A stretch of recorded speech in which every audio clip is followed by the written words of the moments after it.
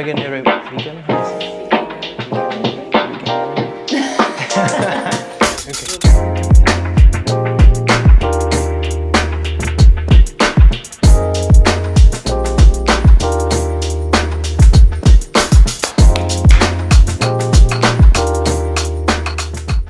How you doing, guys? Coach here at ComplEat.com. This is the Veganuary podcast, and here every couple days we have a topic around veganism around in January, and we talked about a lot of things, and we have a couple of announcements to make. So first of all, this is gonna be the last episode of the podcast because we kind of ran out of January, so we don't have more days. It's enough. I've been here long enough for a first time. Exactly. I mean, we kind of was planning to do like 20 episodes, roughly, like every second day on weekdays. But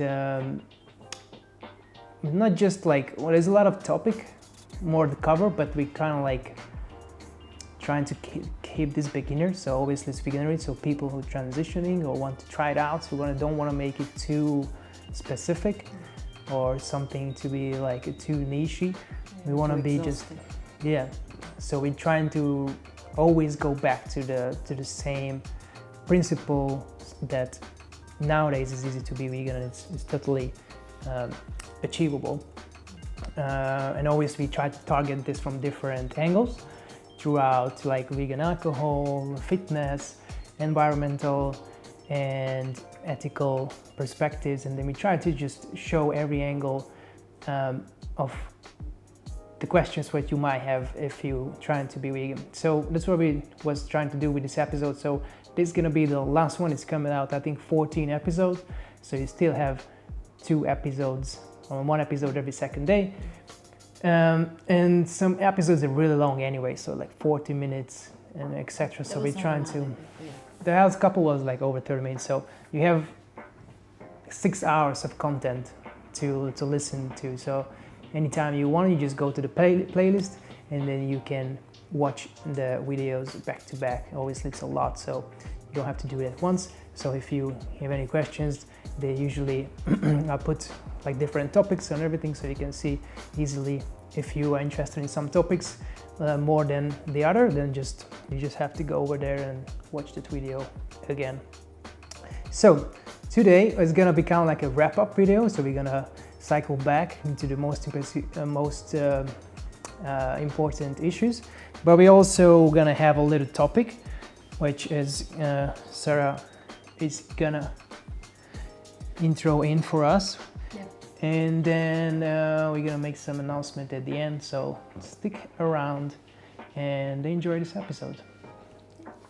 So yeah, I sent you this little article about packaging. So vegan products which labeled as milk, like almond milk, oat milk, etc., going through some institutional or lawmakers trying to shut those products down, calling that those products are not milk or they're not spreads or butter, so they shouldn't call like that, and they have to change the packages because of that, so it doesn't resemble as a milk, so they cannot sell that way. And then it's a really long article. We're gonna link it down into the description below the like button, so once you're there, make sure you like the video. And why don't you paint up the picture, what's going on there? So basically, there are already some regulations in place that prohibit in the EU at least, that prohibit terms like vegan cheese or milk. You cannot put in most products actually the exact word that you would use to describe the dairy equivalent to that product. Now, which is the European Parliament Committee for Agriculture and Rural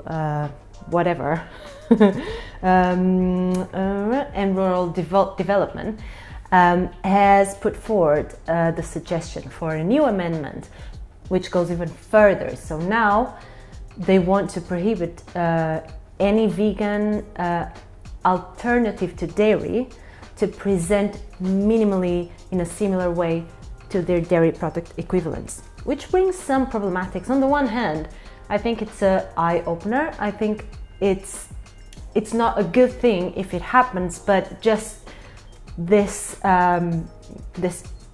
rebuke happening at this point is actually a good sign, because it means people are changing their consuming habits, and this is kind of borderline freaking out So where does this the other from? industries. Does it come from the dairy industry? They trying to stop vegan companies Mostly, yeah, because to obviously interrupt to interrupt their business, or is it coming from? It was put forward by one of the European committees, so by a public sector institution, a governmental institution, if you want to put it like that, or a ruling institution. However, this is the institution that represents the farmers and the people who mostly produce dairy and or meat food. So meat and dairy industry. Yeah.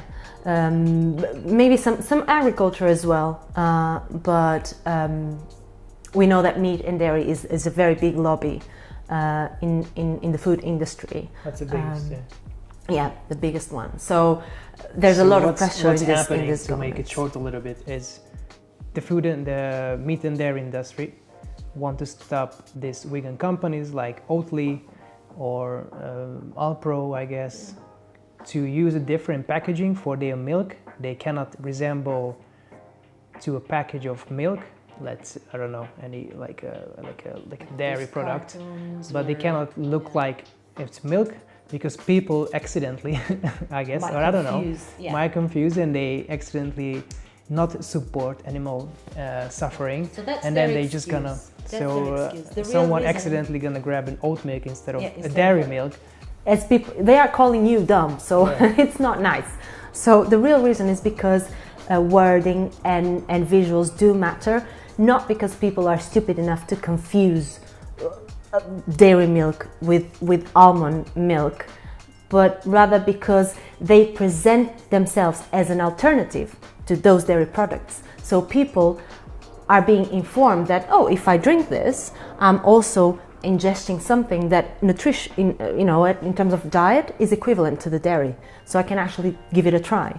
If you forbid that, people who are not as much knowledgeable, who haven't researched into this, they might not be sure, they don't know, so they keep buying milk. So they are manipulating the markets in order to lower the sales of vegan alternatives in favor of dairy. And this is to be assessed, this is to be voted in, if I'm not mistaken, October 2022. So obviously now the vegan industries who present this alternative to dairy are obviously fighting this and putting everything. So where is the situation now? Is it they have to? Is it rule now? Do we have to change the package, or is it ongoing? Not yet. There are some restrictions in terms of wording, so what you can call milk or not, for example. However, they are not legally imposed in terms of the visual packaging yet. It's called Amendment 172, and it's going to be voted, I guess, in European Parliament. They already call it like oat drink. Because they were forbidden of calling it milk. It's not they decided to stop. Well, actually, in the long run, maybe it's better, because who wants to remember this era of humanity? Exactly. But for now, it's a nice way just to make people aware that they have this alternative, which is nutritionally equivalent, without being the same thing. Okay, if you want to read the full story, it's going to be in the description. But I just want to touch on, I don't want to make this an hour episode again, so I just want to touch on a little bit of what we never talk about. It's vegan cosmetics, like makeup and I guess shampoo and etc. like this, which at the beginning, like when I started, I didn't know about it, so I was concerned about the diet part, and then slowly branched out to clothing and then cosmetics, because I don't use any cosmetics. I just only had to change my. You don't need them. I just only had to change my shampoo shower or gel. shower gel. Yeah, I don't even use shampoo, so I just have to do like a shower gel, and there's one in Tesco which is called vegan, and then I just buy that. It's £1, so it's for me didn't make much a difference, and but for girls I guess it's more important. Also, if you shave, might be your shaving products or your deodorant or makeup. There are some men already using some makeup, but it's more usual. It's not that much usual as girls yet. But there are many men using, for example, just moisturizer. Yeah, moisturizer, etc. Body So you just have to turn around and see if it's vegan. But it's a little deeper than that. Same as with food, some products doesn't say vegan, but they are vegan because for the vegan logo you have to pay an extra price. So if you want to be certified as a vegan product, the price is gonna go up on your label. So some companies they cannot afford yet because they're smaller companies. So if you just read the ingredients and it's plant-based, it's nothing. So it's not being tested on animals. First of all, usually cosmetics being tested on animals, and so it's not tested in animals, and the ingredients are all vegan. Then you're good to go. Otherwise, you always go for vegan certified labeling. And there was an issue in this. I guess in makeup, because some products was like natural, but they were still being testing on animals. And then it was a big movement, but you can probably tell more about it. Yeah, there are not now some brands that are the basically the headline of this movement. I think Body Shop was one of them, and actually the founder lived here, Anita Rodwick. She lived in Brighton, and she started this little homemade products, and then she started just giving it to her daughter friends because everyone wanted some. They were so good, and etc. And then it grew up to be a big company. Now she passed away a few years ago, but even before that she sold the company, but she sold it under a contract that they could not change the main ethical foundations of the company, otherwise they would have to change the name, so it would not be the Body Shop anymore. There are other alternatives, smaller companies, co-ops. For example, we use like the shower gel and the shampoos that we can refill. In the Infinity Food Co-op, for example, a lot. They're vegan. I still double check, but anyway, the ones where you are using are vegan and you can refill them. Or I really like to buy some things in Lush as well because they sell a lot of solid products, so with no packaging. And I know I'm not the best example. That's why it never occurred to me talking about this in 14 episodes. And today I was like, maybe I could have touched that, because I rarely use any makeup, and therefore it's not like a worry in my mind. It's not a concern in my mind. But girls and boys, there is absolutely no reason to have to use something that supports animal cruelty, even if you want to use a complete makeup. I've worked in Body Shop a few years ago, and we were doing full-on makeups to people before they go into big events and stuff like that. Only with our makeup. You have the Body Shop, you have Lush, and then you have a lot of small organic businesses with homemade stuff. Obviously they are not testing their products maybe on their pets, I'd say, but no, I don't think so. I don't see people doing that. So there is a lot of alternatives today. That's the main conclusion. And even if you want complex products like full makeup, specialized skincare products for acne, oily skin, dry, mixed, combined skin, all of those things, there's alternatives out there. You just have to really quickly Google, and you have then websites that sort of certify certain brands, such as PETA, for example. So yeah, I just wanted to touch base on this and say there's really no need to buy cruel companies anymore.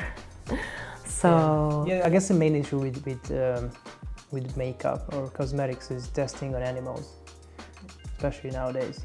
And some products still have honey in it, I guess. Yeah, if you are vegan, you will not consume honey, for example. So you just have to check on the label if they have some or not. Yeah, there's a little issue between vegans. It's like honey. Why is it not vegan? Like,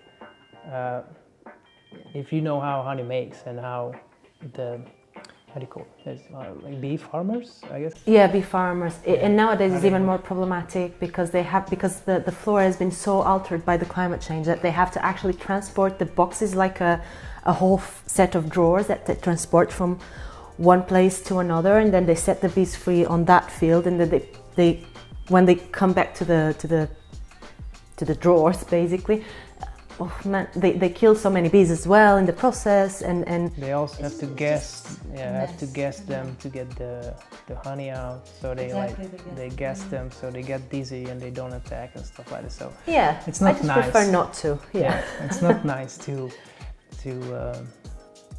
get it's still animal suffering. And I know they're like insects, but they're still animals, you know. Yeah. They still have nervous system. They can still feel pain. So yeah, basically, if you can avoid it, well, there's alternatives. Cool. It's nothing magical in honey. I know everyone calls like, oh, honey is good for this and that, but it's not like something magic. It's we can replace it today. Okay, so is there anything to add for this makeup story? No, I mean, I don't have much to say about it because I'm not very knowledgeable, but if anyone wants, I can do a research and then give you more details. So just leave a comment in the comment section. I can do that for you. I do not mind. I can tell you the products that I have at home if I need to go to a ceremony or something very formal that you have to put something.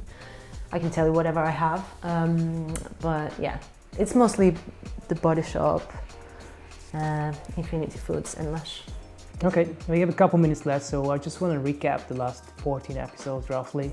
So starting with, we are here already trying to connect the veganism to zero waste or being less of a consumer. Yeah. That's so consumerism. Because veganism is obviously, as always says, like you know, a million times, it's a lifestyle.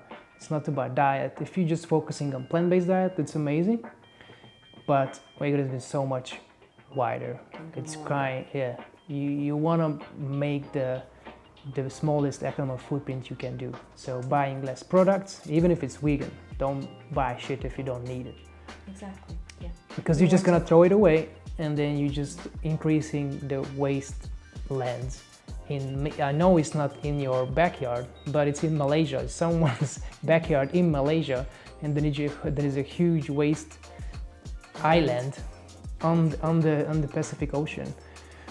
And you know, it's not nice. It's we cannot. These plastics and these materials break down in thousands of years, so it's always going to be on the top of Earth, and it's hurting the Earth and ultimately us and every living organism. And we covered on the last episode, on the previous episodes, we covered is it veganism more sustainable than eating local and eating meat, for example, local meat? We touched base on that as well, and we concluded that now it can already be, and in the long run it certainly will be. Yeah. We touched base on the sustainability and the environmental part of veganism. We included comments regarding industrial agriculture as well within veganism, but we concluded that due to the fact that a significant portion of that industrial agriculture is to actually feed the cattle then we're going to eat, then therefore, if you eliminate the cattle, you are also eliminating a significant part of the massive industrial agriculture. We touched base on how becoming vegan changed our approach to life in general and made us not only more sensitive, but also more aware and more able to question things and to think before accepting something and before behaving in a certain way just because most people around you do. We touched base on fitness. We talked about the wires, which we shall not say. the name we shall not say. And we talk about vegan alcohol, New Year's resolution, Veganuary. So we touched why and how to become a vegan. We touched base with the little obstacles that you are going to face from some people, or things that you are going to hear probably that the obstacles, the hurdles, the human obstacles, your family, the friends. We also talked about being vegan in a place where it's easy to be vegan versus place which is harder to be vegan, and there is always an option. So don't be afraid of trying this lifestyle. I think you're gonna like it, and there's a lot of upside to it. A lot of upside. Just, if not more, just think about the lives you can save with this, and then you're gonna be way healthier if you do it in the right way. So make sure you do it in the right way. And that was it for the most part, the wrap up. Yeah. Okay, so in terms of videos, so we finished with this Veganuary. It's a normal podcast, and we're gonna go back. I'm gonna go back to more like training and teaching videos, back to basics going on until this pandemic lasts. So you can expect more videos and training, back to basics, understanding nutrition as well as recovery, and producing a new video about online training and distance teaching, just so people understand how does it work, and people have this fear of online training is some kind of less of valuable than in-person training. So you can see more on that and more structured videos rather than a podcast. So hope you enjoy it. If you like, subscribe for that so you're not gonna miss it. And I think we're gonna see you in the next video. Say goodbye to Sarah. If you want her back, just say Sarah in the comments. Comment Sarah. I'm gonna be a bit busy over the next few months, but I'm gonna be helping in the background. Exactly, as always, she's in the background and in front of the camera. And yeah, after you finish with the studies, you become an official environmentalist. True. Yeah, and then yeah, that's it for now, guys. Thanks you for joining us for this series. Hope you enjoyed it. Again, you can check them out in the right there somewhere in the playlist, and you can watch them all back to back if you enjoyed it. Thank you very much, and train complete. Peace.